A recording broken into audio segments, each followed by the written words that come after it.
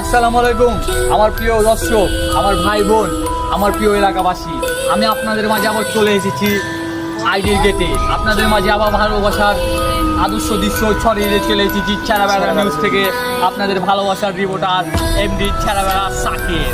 তো আমরা এখন এখানে পেয়ে চলেছি আইডির ভয়ঙ্কর স্থান, যেখানে রাত একটা করে শুনেছি নাকি ভূতের বসবাস। আসলে কি তাই? এর মাঝে আমি দেখতে পাচ্ছি লাইট, পুরো আমাদের আধুনিক যেগুলো যন্ত্রপাতি সব কাজ করা অটোমেটিক বন্ধ করে দিয়েছে। আপনি দেখতে পাচ্ছেন এখন আমাদের আইডির ভিউ পুরোটাই একা। এই জায়গাটা এতই ভয়ঙ্কর যে রাত একটা বাজলেই একটা কুত্তা পর্যন্ত থাকে না। পুরো জায়গাটা দর্শক, আমি শুনেছি আমাদের হাওয়া চত্বরের এই বিল্ডিংয়ে ভূতের বসবাস। আসলে কি তাই?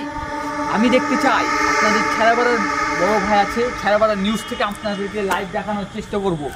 সো আপনার প্রিয় দর্শক ভাই বোনেরা, আপনারা আমার সাথে থাকবেন। আপনাদের মাঝে আমি এখন উঠতে যাচ্ছি, সবাই দোয়া করবেন আপনাদেরকে যেন আমি আমার ছেঁড়াবেড়া নিউজ থেকে আমি আপনার ভালোবাসার মানুষ থাকে পুরোপুরিভাবে পুরো দৃশ্যটা দেখা যাবে। আসলে কি আইডিতে ভূতের বসবাস আছে কি না? আপনারা দর্শক আমার সাথে থাকেন, আমার পিছিয়ে আসেন। তো ভাই, আমরা দেখতে পাচ্ছি আমাদের এই আইডি প্লেসটা, আমাদের হসপিটালটা এত ভয়ঙ্কর হয়ে আছে। দিকে জানলা টানলা অলরেডি সব ভাঙা গুন্ডা অবস্থা, পুরো অন্ধকার। আপনাদের ছেলেবেলা নিউজ থেকে আমি চাচ্ছি আপনাদেরকে ভালো ভালো সব খবর দেওয়ার জন্য। আমি এই দর্শকের কি ব্যাপার, এত ভয়ানক যে দৃশ্য আপনারা দেখতে পাচ্ছেন গাইস, এত ভয়ঙ্কর দৃশ্য। আসেন আমার পিছিয়ে পিছিয়ে আজকে